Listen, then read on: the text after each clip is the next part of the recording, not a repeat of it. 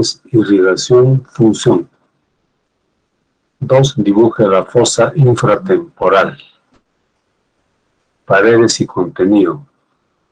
Y dibuje origen, trayecto, ramas, funciones de los nervios maxilar superior y maxilar inferior. Creo que el día de ayer les había recordado que al término del estudio de anatomía 1 y principalmente cabeza y neuroanatomía, ustedes como estudiantes deben tener una idea bastante completa de cada uno de los 12 pares de nervios craneales.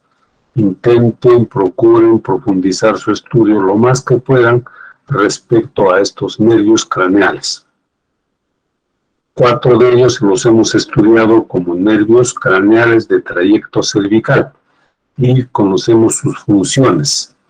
Algunos de ellos son más complejos que otros, como por ejemplo el vago y el glosofaringeo. El nervio vago no solo tiene ramas en el cuello, sino que se proyecta al tórax e incluso hasta el abdomen. Algunos nervios craneales, creo que ayer les hablaba, como el motor ocular externo, tienen fibras motoras únicamente para un músculo del globo ocular. Muy simple el nervio. Y hay otros que son complejos, como el glosofaringeo y el nervio facial, ¿no? Que el día de ayer hemos estudiado. Vamos a hablar algunas características de la articulación temporomaxilar. La articulación temporomaxilar está formada por las superficies articulares del temporal y el maxilar inferior. Concretamente, la cavidad glenoidea del temporal y el cóndilo del maxilar inferior. Si nosotros observamos la cavidad glenoidea y la comparamos con el cóndilo del maxilar, nos vamos a dar cuenta que la cavidad glenoidea tiene una superficie articular que tiene cierta tendencia a ser plana, es decir, el radio de esta curvatura es mucho mayor que el radio de la curvatura del cóndilo del maxilar. De tal manera que el cóndilo del maxilar no encaja exactamente con la cavidad glenoidea. Es por esto que esta articulación tiene este menisco, que aquí está con el nombre del disco articular. Este es un menisco y se llama disco articular porque está formado es un disco fibrocartilaginoso. Su función es doble. En primer lugar, como ustedes pueden observar en la imagen, lo que hace este disco es adaptar las superficies articulares de la cavidad glenoidea a la superficie articular del cóndilo. Y la otra función es que actúa como un amortiguador durante los movimientos y la presión que sufre esta articulación durante los movimientos de la masticación principalmente. Este disco articular hace que divide, mejor dicho, la cavidad articular en dos compartimentos. Un compartimento articular superior que está por encima del disco articular y un compartimento articular inferior. Como toda articulación sinovial tiene cápsula articular que está tapizada por dentro por membrana sinovial y su cavidad articular que contiene líquido sinovial. La aplicación clínica más importante de esta articulación temporomaxilar es la llamada subluxación temporomaxilar, que es una entidad bastante frecuente. Aproximadamente 1 de cada 3 personas, 30 y a veces hasta el 40% tienen esta patología, que se llama subluxación temporomaxilar. Según algunos de ustedes lo tienen y se puede percibir cuando uno logra hacer sonar, o sea, logra obtener un pequeño chasquido articular y siente que ligeramente esto no se luxa totalmente, pero sí se desplaza fuera de su lugar normal, cuando uno hace un movimiento de la mandíbula. Esta luxación temporomaxilar se debe principalmente a una inadecuada oclusión dental. Oclusión dental se llama a esta coincidencia exacta que existe entre los dientes superiores y los dientes inferiores. ¿Cuándo se pierde esta oclusión? Se pierde cuando el paciente a veces tiene malformaciones dentarias o le puede faltar un diente, le puede faltar otro diente, principalmente molares, y el paciente se acostumbra a masticar con un solo lado. Esto hace que la musculatura de un lado se hipertrofie y se atrofie el otro lado, provocando este problema de la subluxación. El tratamiento de la subluxación es obviamente, en primer lugar, recuperar una adecuada oclusión, un adecuado equilibrio entre el funcionamiento del lado derecho y el lado izquierdo.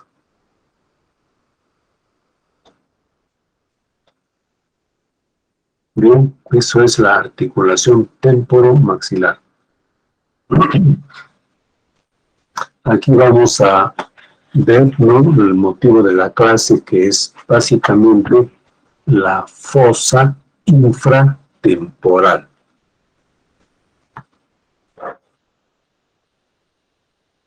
En este dibujo tenemos en amarillo esta parte de acá que estoy mostrando con la flecha, que es el arco cigomático, que está formado por una apófisis cigomática del temporal y otra apófisis temporal del hueso malar. Entre ellos se forma este arco cigomático. Y entonces esto va a limitar la fosa temporal de la fosa infratemporal. La fosa temporal es la fosa que queda por encima del arco cigomático, ¿no?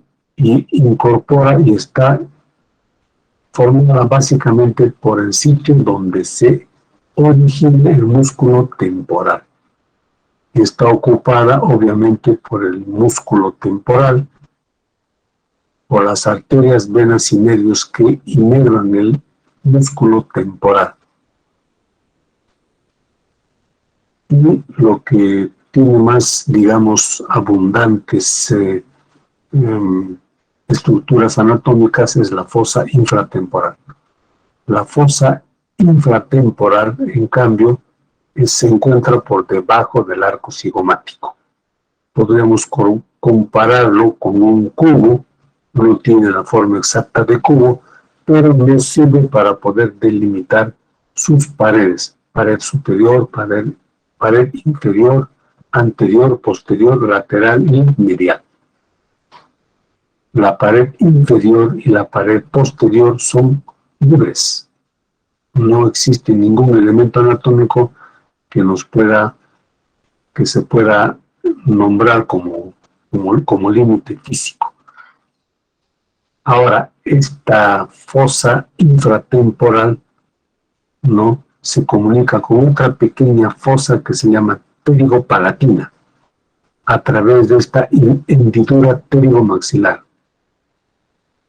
Lo que estamos viendo acá pintado de color rosado oscuro es como una pequeña rendija, una pequeña ventana que se llama así, hendidura pterigomaxilar.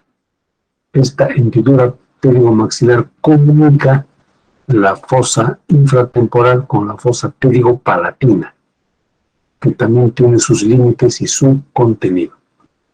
En esta imagen nosotros podemos reconocer, aparte del arco cigomático, el hueso malar, el ala mayor del esfenoides. Aquí está el terión.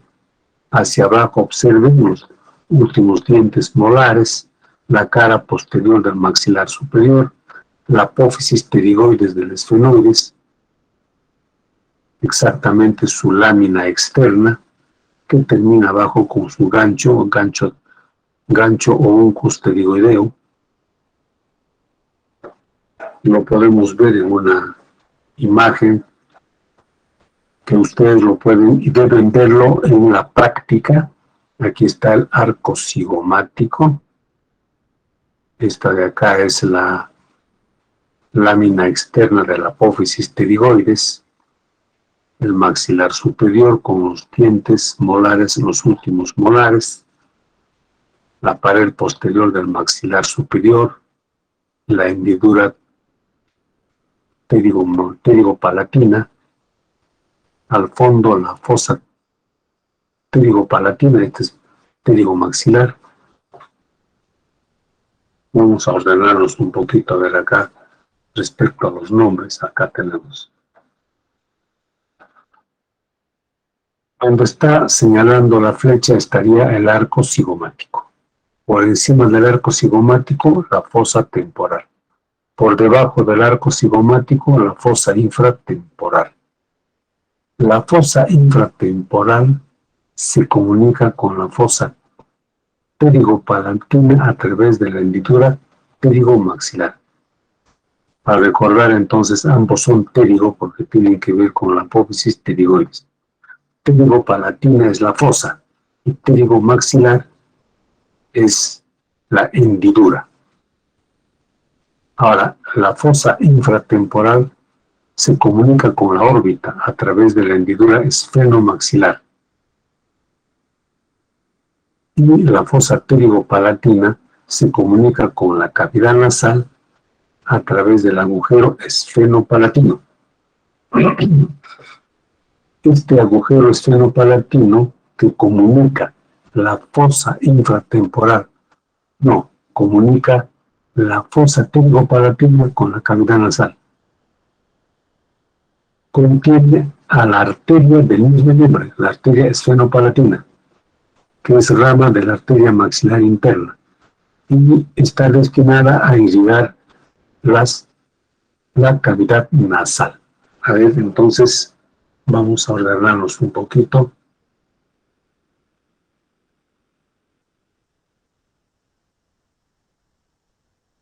Ahí está.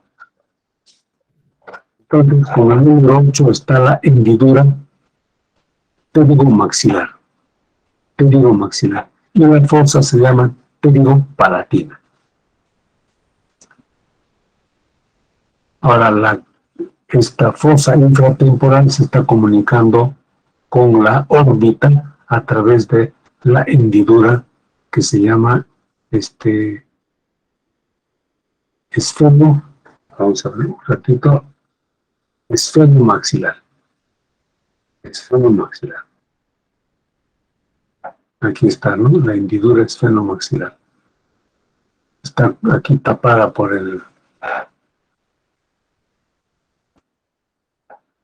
esta de acá sería la hendidura esfenomaxilar. Otra vez repetimos para podernos dar cuenta.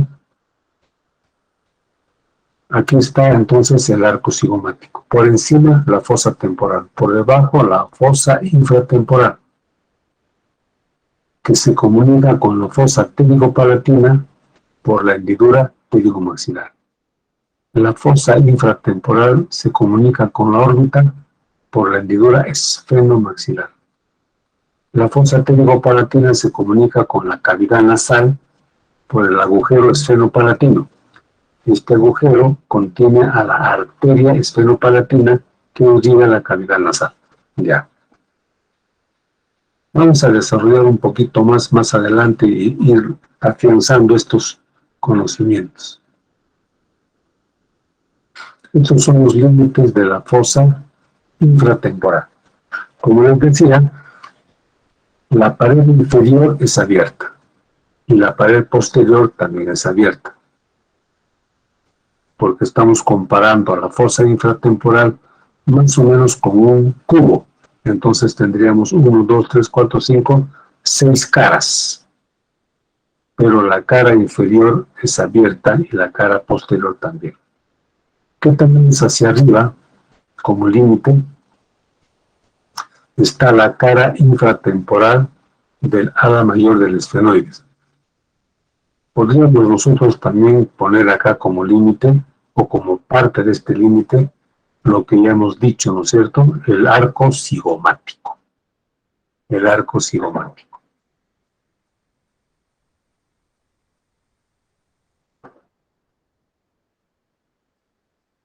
Vamos a aumentarle para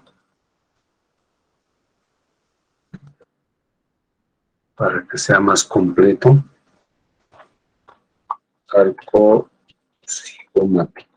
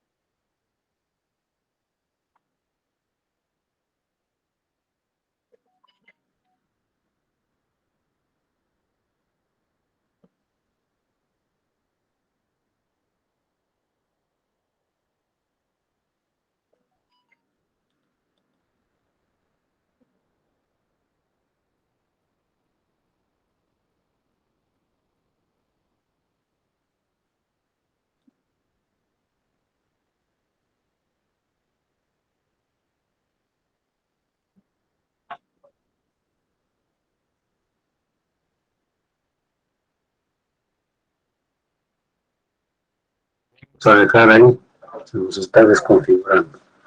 Arriba, arco cigomático, cara infratemporal del ala mayor del esfenoides. Inferior abierta, anterior, y hemos visto cara posterior del maxilar superior y hendidura esfenomaxilar. Posterior abierta, interna, la lámina pterigoidea externa. Y hacia afuera, la rama ascendente del maxilar inferior.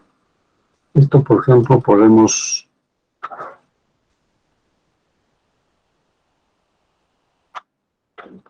borrarlo, esto de apófisis coronoides, vamos a hacerlo, lo podemos simplificar.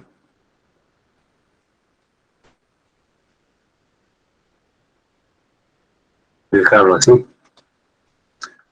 Son límites secundarios, diría yo. Vamos a ponerlo así, a ver. Rama ascendente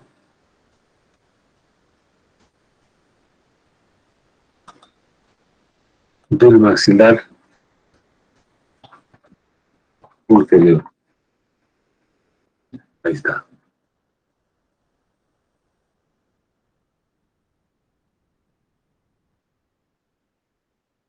Lo dejamos. Rama ascendente del maxilar inferior.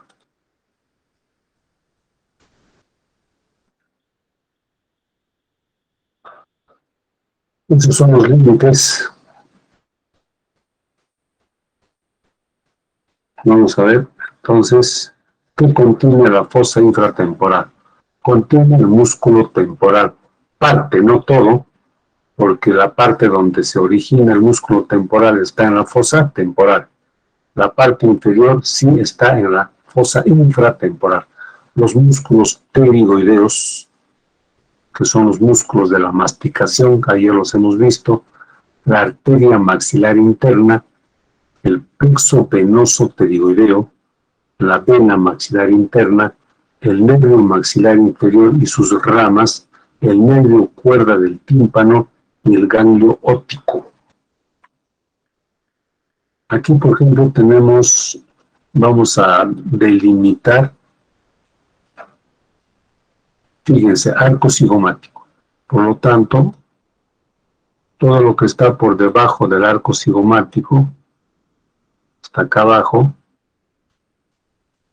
es delimitado lo que es la fosa infratemporal. Y está ocupada básicamente por músculos. Aquí está el músculo temporal. Como les decía, solamente parte del músculo temporal está dentro de la fosa infratemporal. Los músculos pterigoideo externo y pterigoideo interno. La arteria maxilar interna y digamos, algunos otros elementos anatómicos que no están en este dibujo, como el nervio maxilar inferior y sus ramas, aunque el nervio lingual es una de sus ramas, no está el plexo pterigoideo, el dibujo no involucra esos elementos anatómicos, pero están los músculos de la masticación, parte del temporal, pterigoideos, la arteria maxilar interna, el nervio maxilar inferior, el nervio cuerda del tímpano, el plexo venoso pterigoideo. Vamos a ver, músculo temporal, músculos pterigoideos, arteria maxilar interna, plexo venoso pterigoideo, vena maxilar interna, nervio maxilar inferior, nervio cuerda del tímpano y el ganglio óptico. Este es un ganglio parasimpático anexado a V3. Hemos pintado de rojo todo lo que es la fosa infratemporal. Aquí está la rama ascendente del maxilar inferior, que es el límite externo, ¿no?, de la fosa infratemporal.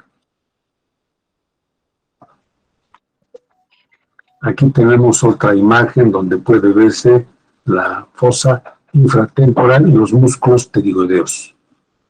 También como contenido la arteria maxilar interna, que como sabemos es rama de la carótida externa.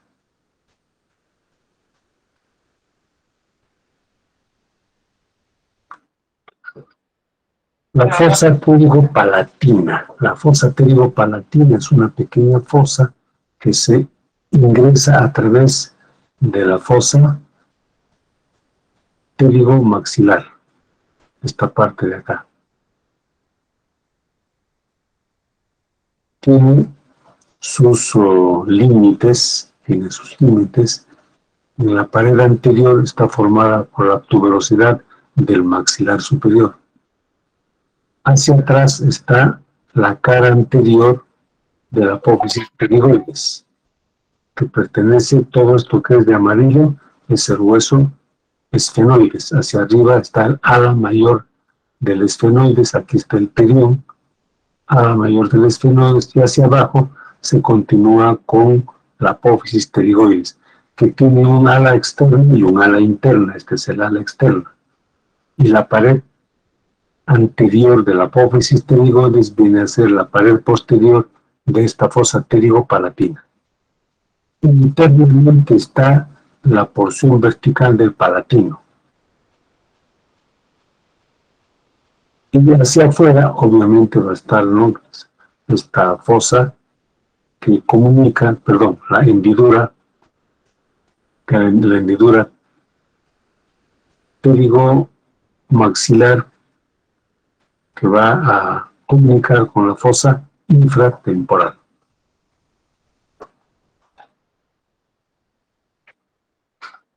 La arteria maxilar interna tiene entre 14 y 17 ramas. Aquí, por ejemplo, vamos a ver cuántas ramas tiene este dibujo. 1, 2, 3, 4, 5, 6, 7, 8, 9, 10, 11, 12, 13, 14, 15, 16 ramas. ¿Por qué pueden haber 17? Porque existe una variación anatómica muy frecuente que consiste, por ejemplo, en muchas veces la arteria meningia accesoria, en muchos casos, nace de un tronco común con la meningia media, pero otras veces la meningia accesoria es rama directa de la arteria maxilar interna, y entonces ya tendremos 17 ramas. Y a veces hay 14 porque, por ejemplo, acá estas dos arterias podrían salir de un solo tronco común, así, ¿no es cierto? Un solo tronco común, y entonces ya disminuye el número de arterias. Por eso es que ustedes van a ver que en algunos libros no dicen 14 y otros dicen 17 ramas. Son variaciones anatómicas. Bien, vamos a analizar cada una de las ramas de la arteria maxilar interna. Las primeras ramas son estas de acá, que es la auricular profunda y la timpánica anterior. La timpánica anterior va a irrigar el tímpano, y la auricular profunda también irriga el tímpano y el oído medio. La arteria meningia media es una arteria que ya la conocemos, ingresa al cráneo por el agujero espinal o redondo menor para irrigar la dura madre, la dura madre. Igual función tiene la accesoria, que ingresa por el agujero oval y tiene igual función. Ahora vean, la lógica nos ayuda para recordar qué elementos anatómicos nosotros tenemos en la fosa infratemporal, los músculos de la masticación. Y obviamente entonces esta arteria va a dar ramas que irrigan a estos músculos. Por eso es que tenemos acá la arteria maceterina para el macetero, arterias para los pterigoideos externo e interno, y arterias para el músculo temporal, que se llaman temporales profundas. ¿Ven? Entonces, fíjense, hay 1, 2, 3, 4, 5 ramas musculares. La arteria dentaria inferior ya la conocemos, es la que ingresa por el agujero dentario inferior junto con el nervio del mismo nombre, para dar irrigación e inervación a todos los dientes, es decir, a la arcada dentaria inferior. Otras arterias, ya hemos visto las temporales profundas, es la bucal, que va a irrigar estructuras de la boca. La última rama de la maxilar interna, antes de que la arteria ingrese a la fosa pterigopalatina, es la dental posterior. La dental posterior es una arteria que perfora la pared posterior del maxilar superior, ingresa y va a dar irrigación, participa de la irrigación de la arcada dentaria superior. Luego, la arteria ingresa a la fosa pterigopalatina y dentro da sus últimas 5 ramas. La faringe, recuerdan ustedes que la faringe tiene como 4, 5, 6 arterias ramas de diferentes fuentes, entre ellas la faringe. La viviana también contribuye a irrigar la faringe. Luego vamos a ver la esfenopalatina finalmente. Antes vamos a ver la palatina superior o descendente, que irriga el paladar. La arteria infraorbitaria, que transcurre por el piso de la órbita y finalmente sale por el agujero infraorbitario para irrigar la cara. Y la arteria esfenopalatina es considerada rama terminal de la arteria maxilar interna, arteria esfenopalatina. Esta arteria es la que atraviesa el agujero esfenopalatino, dirigiéndose esta rama a la cavidad nasal donde la irriga. Vamos a recordar un ratito esto de esfenopalatina, viendo esta imagen. Aquí está, agujero esfenopalatino.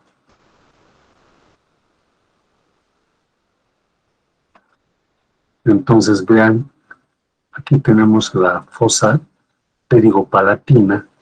En esta fosa pterigopalatina, la arteria maxilar interna emite sus últimas 5 ramas. La rama terminal, que se llama arteria esfenopalatina, atraviesa este agujero. Como este agujero comunica la fosa pterigopalatina con la cavidad nasal, entonces esta arteria llega a la cavidad nasal.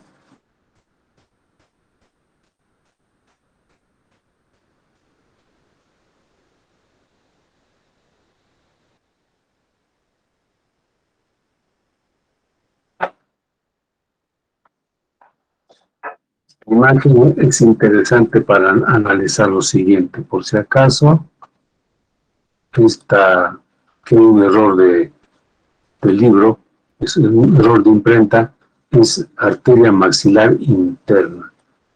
No hay arteria maxilar superior, maxilar interna. La maxilar interna, entonces,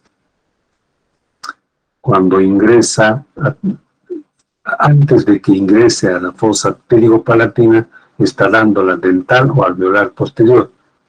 Fíjense, perfora la pared posterior del maxilar superior y luego va a dar irrigación a la arcada dentaria superior. La otra arteria que da la maxilar interna cuando ha ingresado a la fosa pterigopalatina es la arteria infraorbitaria. La infraorbitaria emerge por el agujero infraorbitario y contribuye a irrigar la cara. Y esta arteria infraorbitaria da estas 2 ramitas que son la dental anterior y la dental media. También se llaman alveolar anterior, o en vez de dentales, alveolar anterior, alveolar media y alveolar posterior. Son sinónimos. Entonces, fíjense, se anastomosan con la dental posterior, de tal manera que toda la arcada dentaria superior, incluyendo por supuesto los dientes que también tienen irrigación, están irrigados por la dental anterior, dental media y dental posterior. La dental anterior y dental media son ramas de la infraorbitaria y la dental posterior es rama directa de la maxilar interna.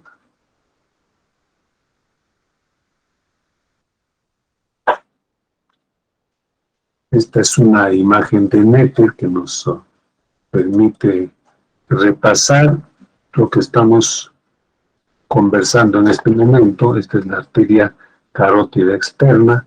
A partir de acá está la temporal superficial, las 2 ramitas timpánica y auricular, la arteria meningia media. Observen acá que la arteria meningia media atraviesa un pequeño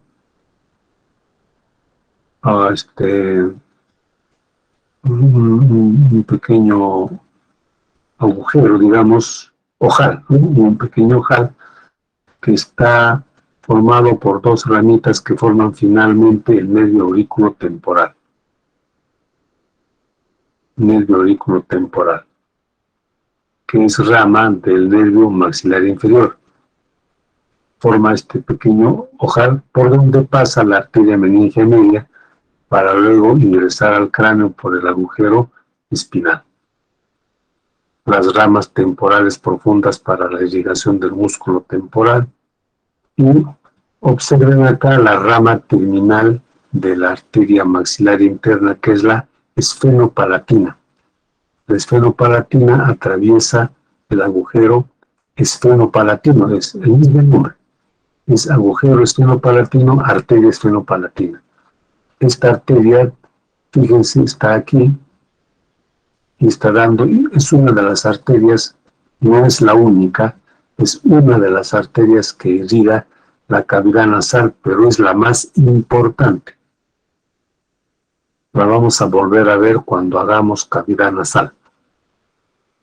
Aquí tenemos también la arteria palatina descendente. La arteria palatina descendente para irrigar el paladar duro y el paladar blando. Tiene dos ramitas, una ramita palatina mayor que emerge por el agujero palatino mayor y la arteria palatina menor que emerge por el agujero palatino menor.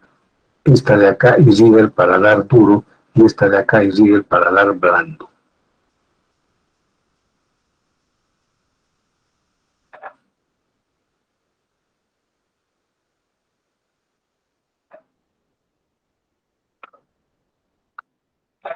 Otra imagen de la arteria maxilar interna. Aquí en cambio podemos ver la arteria infraorbitaria que, como dijimos, pasa por el piso de la órbita y emerge por el agujero infraorbitario para irrigar la cara. Pero antes da estas dos ramitas, aquí por ejemplo está con el nombre de alveolar. Dijimos que era sinónimo de dental. Entonces acá tenemos la alveolar anterior, alveolar media, alveolar posterior.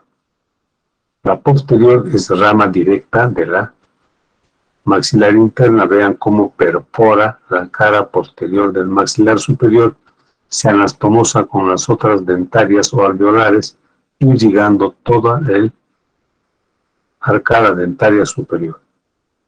Aquí tenemos entonces 1, 2, 3 arterias que irrigan la arcada dentaria superior. En cambio, aquí solamente hay una sola arteria que irriga toda la arcada dentaria inferior, que es el nervio dentario inferior, que también es rama de la arteria maxilar interna. De una manera semejante a como ocurre con la rama terminal del infraorbitario, la arteria maxilar inferior o dentaria inferior emerge también, ¿no?, con una ramita mentoniana, a través del agujero mentoniano. Hay otras ramas, dijimos que en la fosa infratemporal están los músculos pterigoideos, parte del músculo temporal, y aquí les da ramas, aquí están ramas para el temporal y también ramas para los pterigoideos. Entonces hemos visto, ¿no?, todas las ramas de la arteria maxilar interna, sus trayectos y también sus funciones, a qué órganos irriga, a qué músculos irriga. Plexo venoso pterigoideo es otra de las estructuras anatómicas que están dentro de la fosa infratemporal. El plexo venoso pterigoideo es una red de pequeñas venas que a su vez están recibiendo el drenaje de venas que acompañan a las arterias y toman también el mismo nombre.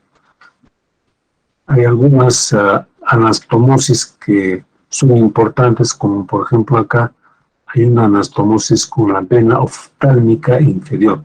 Lo vamos a estudiar cuando hagamos órbita y globo ocular. También tiene anastomosis con la arteria facial. Lo importante es que ocupa entonces la fosa infratemporal, va a drenar, ¿no?, las estructuras que han sido irrigadas por las arterias ramas de la maxilar interna. Esta red venosa se junta y forma la vena maxilar interna, que también está en la fosa infratemporal. Esta vena maxilar termina en la temporal superficial y esta finalmente es la retromandibular y termina en la yugular externa.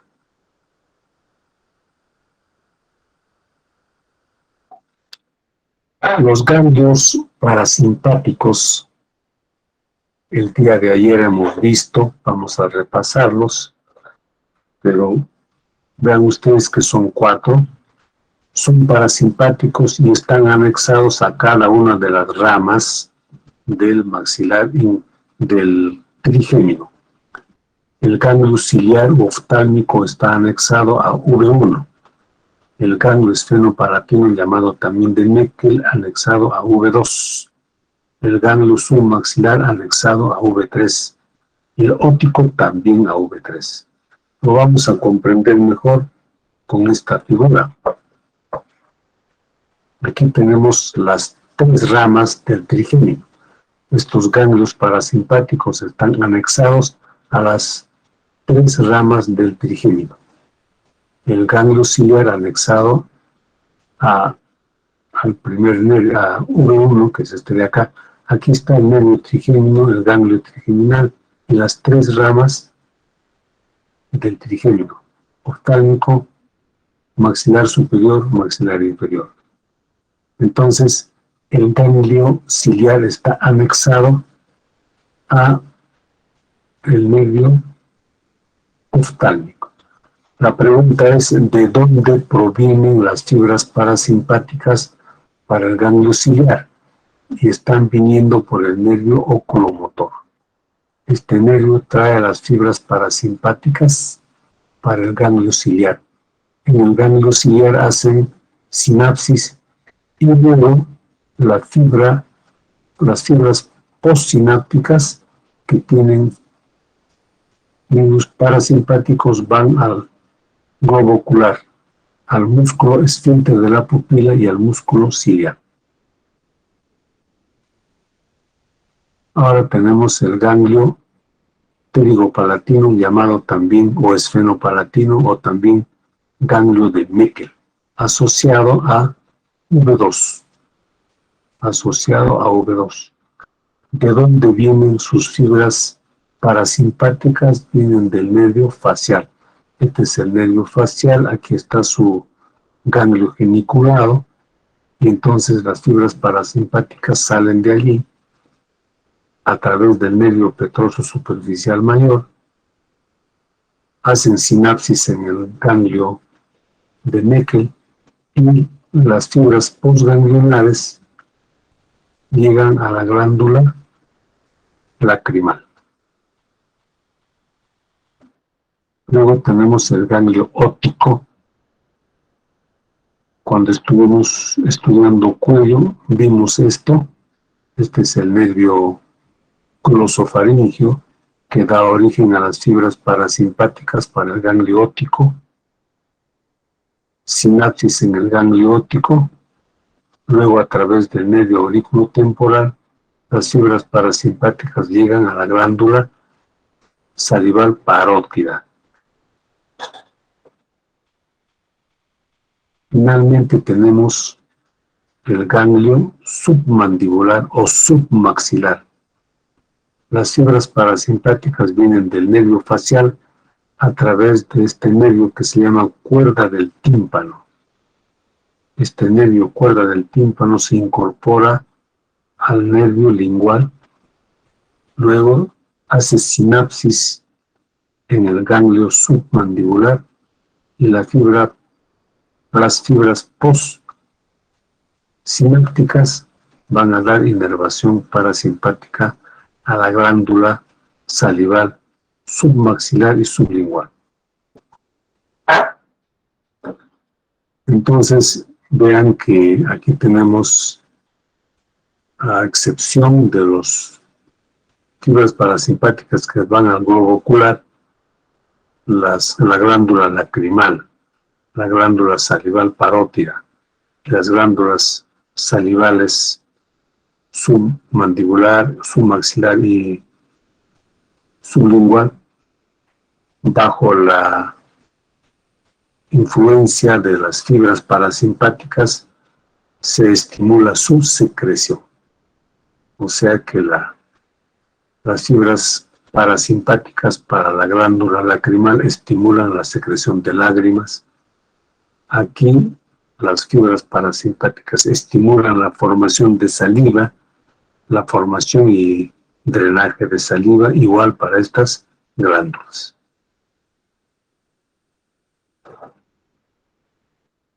En esta imagen, perdón, en este cuadro sinóptico, que no debemos perderlos de vista,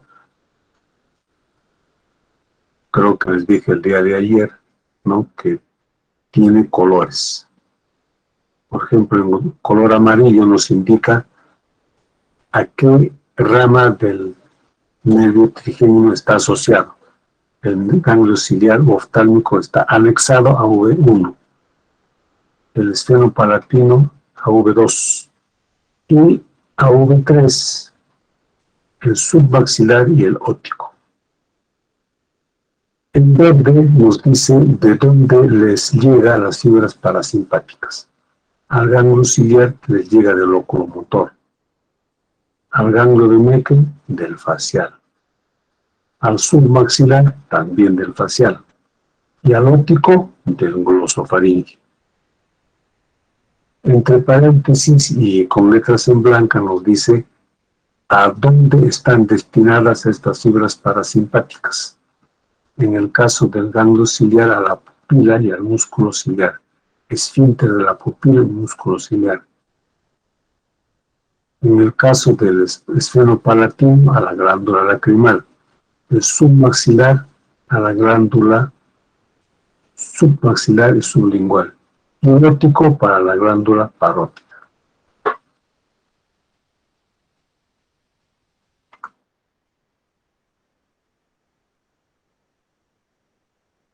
Aquí tenemos las conexiones del ganglio de Meckel o esfenopalatino asociado a V2.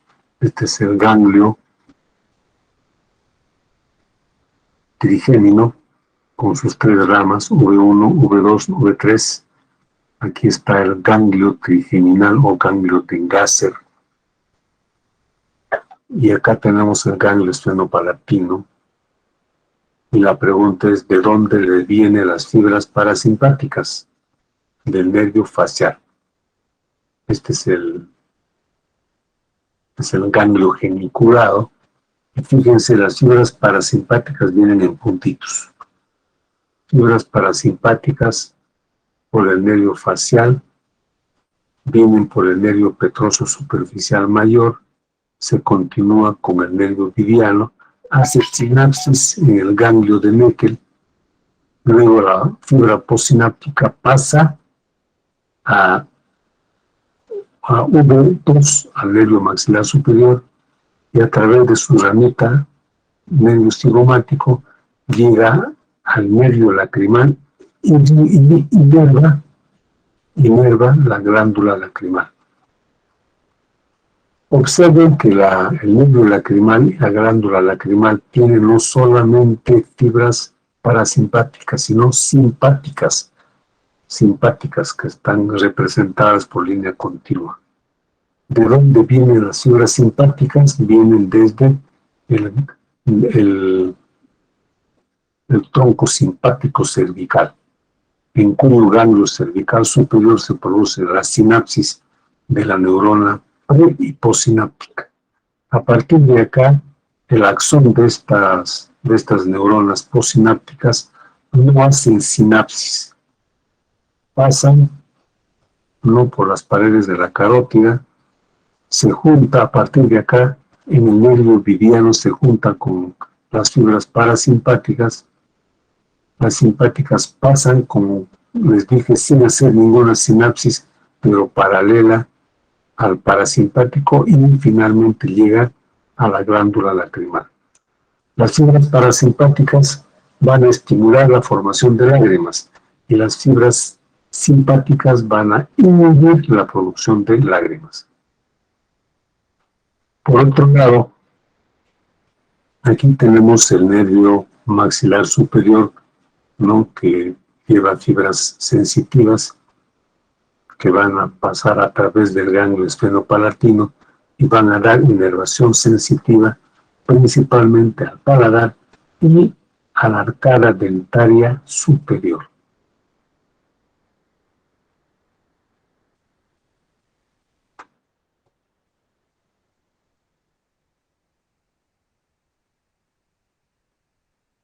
Otro esquema del nervio maxilar superior, ya dijimos el ganglio de Gasser, las 3 ramas del trigémino, el nervio trigémino, perdón, la rama V2 maxilar superior abandona el cráneo al pasar el agujero redondo mayor.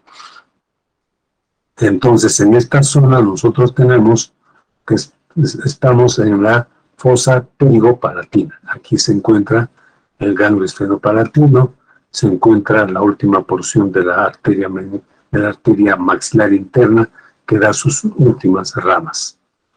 Bien, el nervio maxilar superior no se continúa con el nombre de infraorbitario. Este emerge el agujero infraorbitario y las ramas sensitivas para la cara. Ahora observen cómo la arcada dentaria superior está inervada por ramas de este nervio maxilar superior a través de estas dentarias posterosuperiores, dentaria anterosuperior y dentarios superior medio. Todas ellas se anastomosan, forman este plexo dentario superior que está dando inervación sensitiva a la arcada dentaria superior. Acá tenemos otra imagen del nervio V2 maxilar superior, ¿no? en la fosa pterigopalatina. Da fibras sensitivas a la mucosa nasal. Este es el nervio petroso superficial mayor que está trayendo fibras parasimpáticas para el ganglio de Meckel. Estas ramas de acá son nervios que son ramas del nervio maxilar superior V2, son los nervios palatinos que de manera semejante y paralela a las arterias del mismo nombre pasan por el agujero palatino mayor, palatino menor, dan inervación sensitiva al paladar duro y el palatino menor da inervación sensitiva al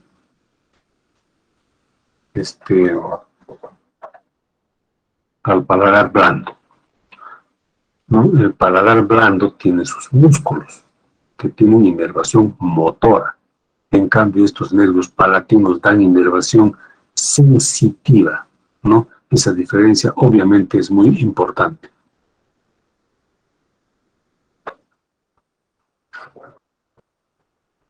Este es el nervio maxilar inferior, ¿no? Aquí hemos visto el nervio oftálmico, el nervio maxilar superior. El nervio maxilar inferior, en cambio, sale del cráneo a través del agujero oval. Estas son sus ramas, ¿no? Pues tiene un nervio maceterino para el macetero, que es músculo de la masticación. Tenemos nervios temporales profundos para el músculo temporal, ramas motoras, nervios para el pterigoideo externo y nervio para el pterigoideo interno. Aquí tenemos 1, 2, 3, 4, los 4 músculos de la masticación que están inervados por el nervio maxilar inferior mediante una rama anterior. Más adelante vamos a ver, se llama división anterior. Y una ramita que se llama nervio bucal. Este nervio bucal, a pesar de que nace de esta rama anterior, el nervio bucal es también puramente sensitivo. Puramente sensitivo. Las únicas ramas motoras son las que van a los músculos de la masticación. La rama meningia también es una rama sensitiva, ¿no? Ingresa al cráneo para inervar la dura madre, la meninge. De ahí su nombre, meninge. El nervio aurículo temporal, que tiene un ojal por donde ingresa, por donde pasa la arteria meningia media, da ramas sensitivas, ¿no? Para la región de la sien, y también recordemos que lleva ramas del sistema nervioso simpático y parasimpático para la glándula parótida. Otras ramas del nervio maxilar inferior es esta de acá, que es el nervio lingual. El nervio lingual tiene ramas sensitivas para la lengua, sensitivas generales, y tiene sensitivas especiales que le llegan por el nervio cuerda del tímpano, rama del nervio facial. Este nervio cuerda del tímpano se incorpora al nervio lingual y finalmente va a dar inervación gustativa, que se llama también sensibilidad especial o gustativa o sensorial, ¿no? A los 2/3 anteriores de la lengua. Pero también recordemos que esta cuerda del tímpano también trae fibras simpáticas y parasimpáticas al ganglio submaxilar, de donde van para dar inervación simpática, parasimpática a las glándulas salivales, submaxilar y sublingual.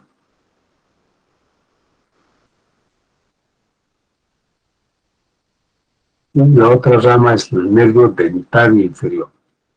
Ingresa por el agujero dentario y da inervación sensitiva a la arcada dentaria inferior. Finalmente, el nervio mentoniano, su rama terminal, emerge por el agujero mentoniano.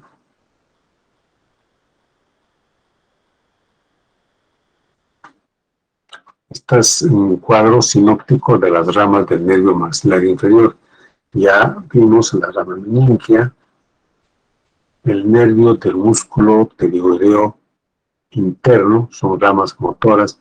El nervio bucal es rama sensitiva.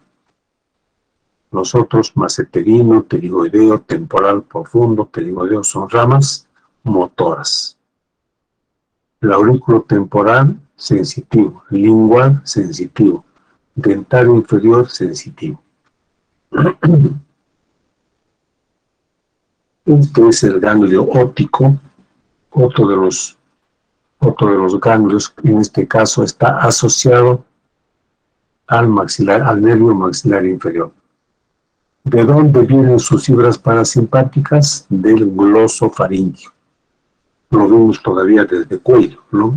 Cuando estudiamos cuello, ya estábamos hablando de las fibras parasimpáticas que el glosofaringio envía, ¿no? A través del medio timpánico, plexo timpánico, petroso superficial menor, y hace acá sinapsis dentro del ganglio óptico. Las fibras postganglionares pasan al nervio maxilar inferior y a través de su rama auriculotemporal termina en la glándula parótida. Aquí está, digamos, el detalle del ojal que le hace este nervio a la arteria meningia media. Igual como ocurre con otros órganos inervados por el parasimpático, también la glándula parótida está inervada por el simpático. La fibra simpática viene a través del tronco simpático cervical, a través del ganglio cervical. Aquí está la sinapsis entre la neurona pre- y postganglionar. Las fibras postganglionares igualmente se van a incorporar, pero pasan por el ganglio óptico, solamente pasan, no hacen ninguna sinapsis, y a partir de aquí ya se sitúa de manera paralela con las fibras parasimpáticas, el nervio auriculotemporal, y finalmente la glándula parótida va a tener inervación simpática y parasimpática.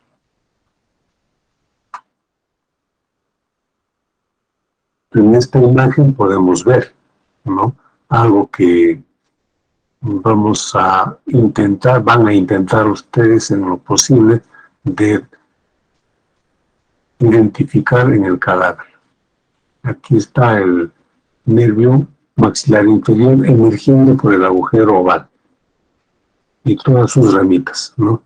Acá tenemos la división anterior, la división posterior, las ramas motoras para los músculos de la masticación.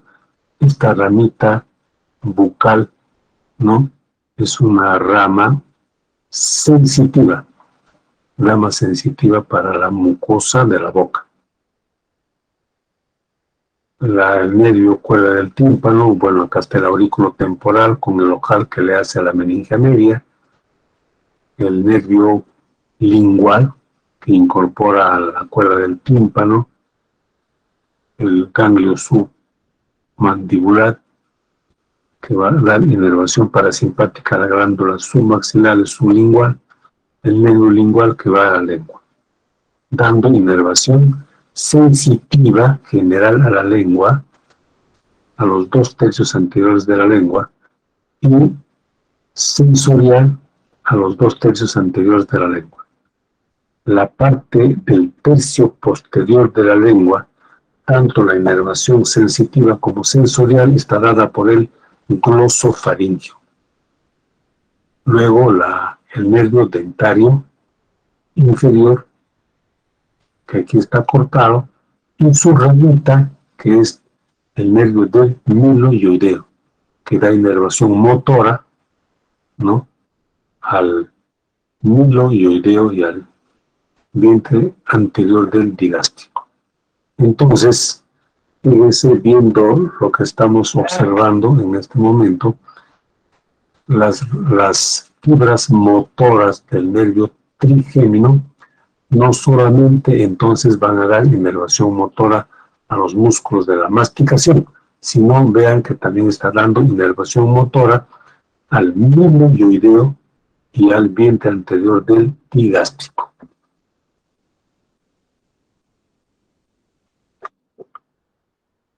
Este es el tronco anterior del nervio maxilar inferior que va a dar fibras motoras y también fibras sensitivas. Este nervio bucal es nervio puramente sensitivo. Aquí aparece como si estuviera dando inervación a los dientes, pero nunca pues el nervio va a dar, las ramas van a ser de esta manera. Son ramas para la mucosa de la mejilla, sensitivas. Pero sí, el tronco anterior está dando ramas motoras, en este caso para el músculo temporal y también para los músculos de el anterior, sí, también para los músculos de la masticación. El tronco posterior, que lo vemos acá, aquí está el tronco posterior. En esta imagen podemos ver el tronco anterior, que es delgadito, y el resto es el tronco posterior, que está cortado. Aquí debe estar el tronco anterior cortado, acá está el tronco anterior. Todo esto es el tronco posterior, de donde sale el aurículo temporal, sale el nervio lingual, el nervio dentario inferior. Hemos visto que el nervio dentario inferior da esta ramita para el miloioideo. Es por esto que no entonces está dando inervación motora al miloioideo y al vientre anterior del digástrico. El nervio dentario, su rama terminal con el nombre del nervio mentoniano, emerge por el agujero mentoniano.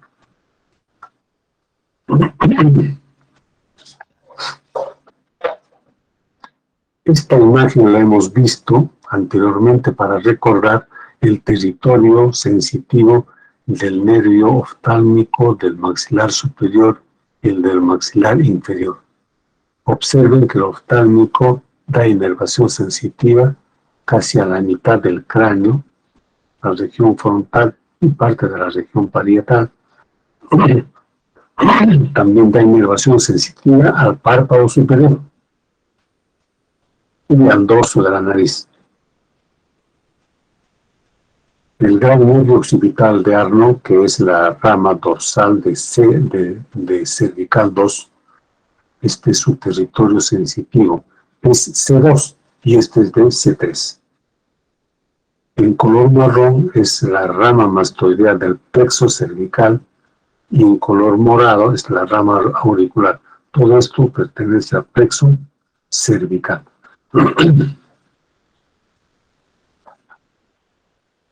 Vamos a ver ahora una aplicación clínica que se llama neuralgia del trigémino. algunas personas tienen esta patología que se llama así, neuralgia del trigémino, que se cree que es por una presión del nervio trigémino por algún elemento vascular que pasa cerca. Hay que saber, hay que recordar, ¿no?, que los nervios periféricos son estructuras muy sensibles. Cualquier presión, por pequeña que sea, va a causar un dolor que se llama dolor neurálgico. El dolor neurálgico se diferencia del dolor somático. Ustedes pueden pellizcarse el antebrazo, ese es un dolor somático. En cambio, la neuralgia es el dolor del nervio, generalmente por presión. Se cree que la neuralgia del trigémino está causada por presión del nervio trigémino o de alguna de sus ramas, que van a causar un dolor urgente, un dolor intenso, un dolor que no calma con analgésicos comunes. Y entonces es como un dolor de muela permanente. Es un dolor que le podríamos decir que es paralizante, ¿no?, que es neutralizante, que tiene serias repercusiones en la vida. Entonces, uno de los tratamientos, porque lo que se puede hacer es tratar de investigar en qué parte del trayecto puede estar siendo presionado el nervio y quizás intentar un tratamiento quirúrgico. Existe una alternativa, ¿no?, que se llama ablación por radiofrecuencia. Cuando hay neuralgia del trigémino, existe un tratamiento que se llama ablación por radiofrecuencia. El principio es el siguiente, ¿no? Uno se pone una aguja, fíjense, más o menos por debajo de la mejilla, ¿no? Esta aguja va a ingresar por el agujero oval y llega hasta el ganglio de Gasser, donde están las sinapsis de las fibras sensitivas del trigémino. Esta aguja está cubierta por un aislante y esta energía de radiofrecuencia va a producir calor en esta aguja, ¿no? Y entonces este calor solamente se va a poder sentir, se va a elevar la temperatura a 100 grados aproximadamente en el ganglio de Gasser, ¿no?, destruyendo las fibras sensitivas. Y de esa manera calma el dolor en el paciente. La temperatura de 100 grados no es suficiente para destruir los nervios motores y por lo tanto se conservan las fibras motoras y las funciones motoras del nervio trigémino, ¿no? En el caso del maxilar inferior son los músculos de la masticación.